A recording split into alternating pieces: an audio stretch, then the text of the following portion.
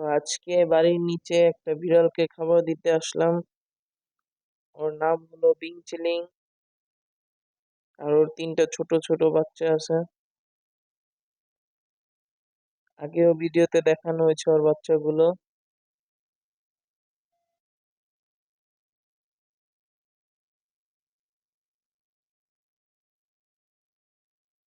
তো ওই যে ওরা ওরা এখন এরকম ভাত মাংস খেতে পারে না, তাই বিং চিলিংই খাচ্ছে শুধু।